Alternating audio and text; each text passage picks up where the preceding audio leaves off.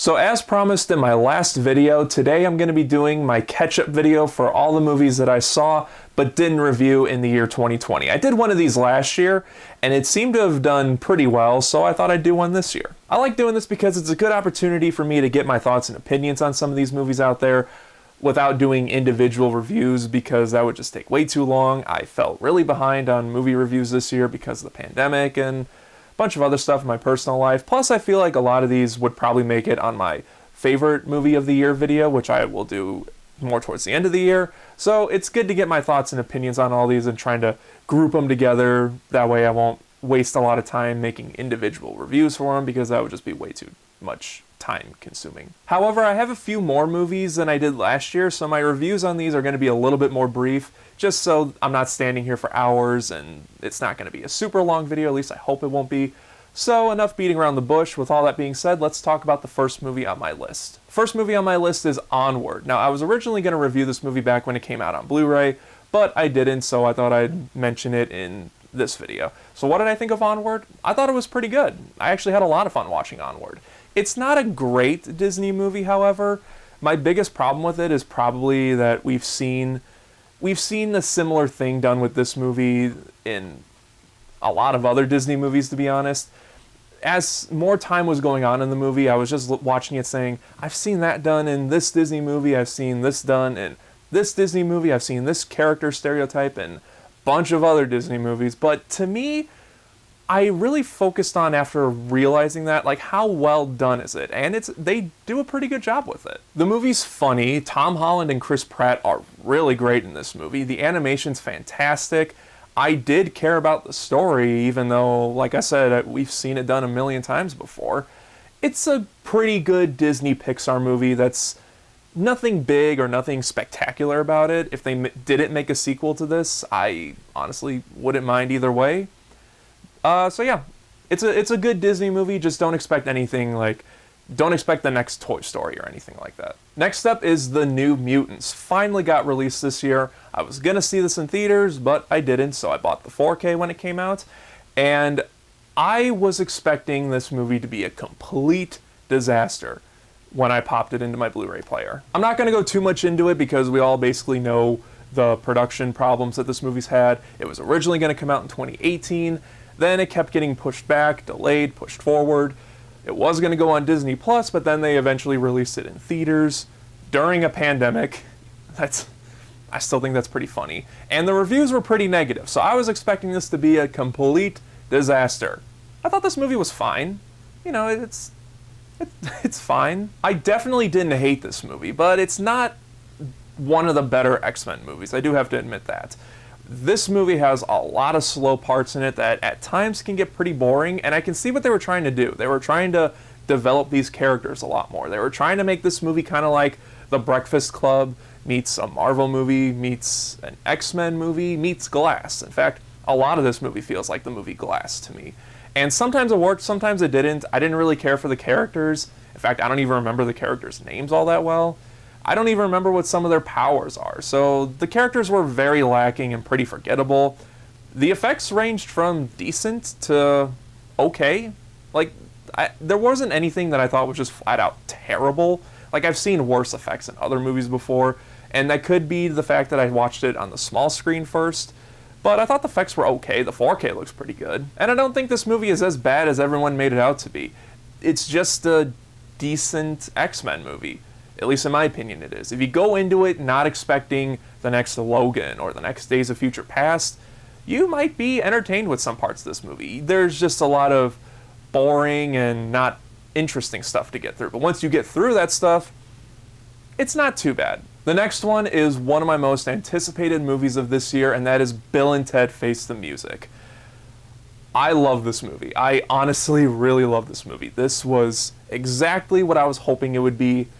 It didn't try to do anything bigger or anything less. It was exactly what I would hoped it would be. Keanu Reeves and Alex Winter still work great in this movie. A lot of people mentioned Keanu Reeves looks a little bit off in this movie, his performance-wise. I did notice he did look a little bit off, but it wasn't distracting. He was still really great and really funny as a character. Alex Winter, though, is great in this movie. Like, he hasn't been acting in like, I think 20 or 30 years. Like, I don't remember when his last movie he acted in was besides Bill and Ted.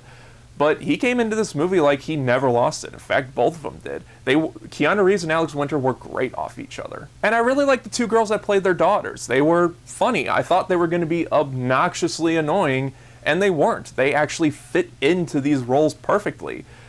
I wouldn't mind if they do a spin-off movie about their daughters. In fact, some people are even speculating that they could make a spin-off series with the daughters. If they did, I wouldn't really mind that all that much. People say the green screen and the effects were cheesy, but it's Bill and Ted. Did you even see the first two movies? Cheesy, kind of crappy effects made the original two have its charm, and this movie does have that same similar feel and charm to it. If it went over the board with like amazing, like perfect special effects, it probably wouldn't have had that same charm. And the song at the end, I'm not going to get into it, I'm not going to say what happens, was great. In fact, I listened to it for like a week straight on my phone because it's that good of a song. So Bill and Ted Face the Music was a really big surprise. I really loved this movie. It was exactly what I was hoping it would be. Next up is Scoob. Very similar to the New Mutants, I was expecting this movie to be a disaster. Everyone shit on this movie. Everyone said it's the worst Scooby-Doo thing since the last worst Scooby-Doo thing. So I was expecting it to be a pretty boring and pretty dumb kids movie. And very similar to the New Mutants, I think Scoob is fine. Were people really upset with this movie as much as they were? Because, yeah, this movie's not great. It's not better than the original show. I personally do think it's a tad bit better than the live action ones. I mean, I do have a nostalgic feel to the live action ones, but those movies were pretty shit. This one at least does something a little bit different in terms of its plot. Yeah, this one's more aimed for kids than like the original show was. The original show tried to aim for kids and adults. This one's just mainly for kids. But, I don't know, I wasn't angry with this movie. The animation's nice to look at, the voice acting's pretty decent. I thought this movie was fine. I don't really get the hate for this movie. Someone will probably mention it in the comment section, yada yada. But for what I was expecting a lot less than what I got. And if they do make a sequel to Scoob, I wouldn't mind it all that much, although I would say kind of lighten up on the kiddie stuff. You know, there's some stuff in here that you could tell was definitely meant for young kids. Maybe light up on that a little bit. But overall, I thought Scoob was fine. Nothing special, nothing great, just an okay movie. This next one, I decided to watch at the very last minute. Literally, I watched it last night before I went to bed because I thought I probably should mention this in my 2020 video, and that's Doolittle. Wow. What? I'm blown away by Doolittle. This movie is awful. I had heard how awful the movie was before I watched it, but I was still surprised with how awful it is, but my God, is it entertaining. This is an absolutely so bad it's entertaining movie. I would watch this again just to laugh of how terrible it is. I mean, the directing, the editing, the effects, it's all baffling that this is the final product that they gave us. Robert Downey Jr.'s trying. I mean, he's easily the best part of this movie. He's doing this over-the-top British, yet not British accent. I can't really explain it. But I'd be lying if I said I wasn't entertained by his performance. In fact, I was entertained with a lot of the baffling decisions in this movie. I mean, yeah, a lot of it's boring. A lot of this movie is just flat out boring. And I was drifting in and out quite a bit.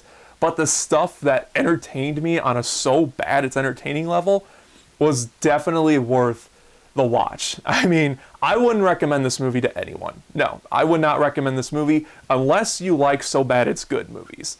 Then I would say check this movie out, but if you're kind of over those movies or you don't really like those movies, then stay away from Doolittle. For my opinion though, it's awful, but it's hilarious on how awful it is. But now let's get back to an actually good movie, and that's First Cow. I didn't know anything about this movie going into it. I just knew it was an A24 movie, and I've liked a lot of what A24 has done. I mean, The Disaster Artist, The Lighthouse, Enemy, I've liked a lot of their work before. So I knew I was going to get something unique going into this movie. And what I got was a pretty interesting and kind of entertaining period piece drama. There is some slow parts in this movie. I have to mention that. There are times in this movie where I was just like, are we gonna get going on this scene? Are we gonna hold on this shot a little too long? But it worked. It kind of worked as a slow burn drama. And it was also really refreshing going into a movie like this, not knowing any talent involved. I don't recognize any of the actors in this movie. I don't even really recognize the director. But I thought she did a pretty good job directing this. I do want to watch this movie again just to get a little bit more of a sense on what's really going on in the movie. But from what I saw, this is a really enjoyable movie. If you don't like slow burn dramas like this, or if you don't like movies like this that could be labeled pretentious, then I would say this movie's not really for you. But if you like different types of movies to really dig into and like piece together certain things, then I would definitely recommend First Cow. Next is The Color Out of Space. Very similar to First Cow, I went into this movie knowing absolutely nothing. I didn't know what the plot was. The only actor I really know in it is Nicolas Cage, and I was pretty excited to watch this movie on that aspect. And what I got was a weird science fiction movie / horror thriller that I kind of loved. This was such a unique movie that every little bit of it just kept grabbing my interest even more and more. I love the bright purple and blue and hot pink colors in this movie. I love Nicolas Cage in this movie. We get quite a bit of over-the-top Nicolas Cage freakout scenes. That alone is worth checking out this movie. The performances besides that are very good. Again, I don't really know anyone else in this movie all that well, but they convinced me. They got pretty good performances. Some of the CGI and some of the practical effects ranged from good to a little bad. I'm not gonna sugarcoat it on that one, but they're not on the screen for too long, so it didn't really leave that much of a distraction because every other visual thing in this movie was gorgeous. I love the look of this movie. I like the family. The story's bonkers. It's a weird freaking movie, but all the better for it. I really loved The Color Out of Space. Next is The Hunt. I was going to see this movie in theaters, but I think around the time this movie came out, theaters around my area started to close down, so I didn't get a chance to see it in theaters. But I did pick up the Blu-ray. I was going to review it when the Blu-ray came out, yada yada, you know I didn't. And I heard a lot of things about this movie before I saw it. Some people even said it's very controversial. And I'm like, ooh, really? Because when people say that there's a controversial movie out there, it really grabs my interest for some weird reason. Like, I want to see some weird screwed up stuff if it's that controversial. And I did get a lot of weird screwed up stuff in The Hunt. It's an enjoyable movie. It's not great. It borrows a lot from The Purge and The Hunger Games and some other horror thrillers. And it's very over the top with its kills. Oh my goodness, there's so much blood, guts, and gore in this movie. And Betty Gilpin, I love her. I love her so much. Not just because she's an attractive woman. She's very good. She's a very good actress. So much so that her accent in this movie really convinced me that she had an accent. And I know she doesn't have an accent. I've seen a lot of interviews with her. She seems like a very likable person. And she was fantastic in this movie. She was so cool, so badass. Her opening scene, well, not really the opening scene, but the first scene where she kicks ass involves like a gas station. Not going to go too much into it. Awesome. Awesome stuff with her in that scene. It was a great introduction to her character. She was really cool is what I'm saying. But overall, I thought The Hunt was pretty enjoyable. It's a short watch. It's not a very long movie. And if you can get past a lot of the really gory and bloody stuff in it, then I would recommend it. It's an enjoyable thriller. And the last movie on my list is Unhinged, starring Russell Crowe. This movie was really good. I really was surprised with this movie. Very similar to a lot of other movies that I mentioned in this video, this movie had some pretty mixed to negative reviews, so my anticipation kind of went down a little bit. But this is one of those movies that I don't agree with the critics on. I thought this was a very good, very tense, kind of scary thriller at times. Russell Crowe is perfect in this movie. He's over the top. He's threatening. You're scared of this guy. Like, if this guy started following me in a road rage situation like the main girl is in this movie, I would be so terrified. He chews the scenery perfectly. He's perfectly over the top, but he's not over the top to where it's distracting. It's over the top to where you kind of giggle how cool it is, really. I guess if I had to mention some negative in this movie, it's that it does come off as just a mindless thriller, I guess you could say, just mindless entertainment. There really isn't much substance in the movie, but I'm okay with that because its execution on everything else was really good. I really recommend Unhinged if you haven't seen it. It's out on Blu-ray now. I'm not sure if it's on Netflix or anything like that, but if you can get your hands on it, definitely check it out. It's really worth your time.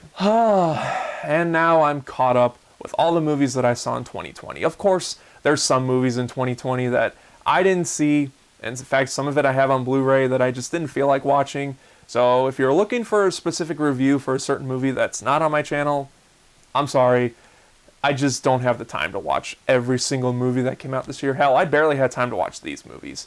So, like always, let me know your thoughts and opinions on all these movies down in the comment section. And I will be doing my favorite movies of the year video towards the end of December, if not early January. So look out for videos like that very soon. Look forward to other videos I have planned out very soon. As always, thank you guys so much for watching, and thank you for sticking with me through all the stuff that's been going on this year. I really do appreciate it. Subscribe right here if you haven't already, and don't forget to hit the bell notifications so you're notified when I upload a new video, and I will see you guys next time.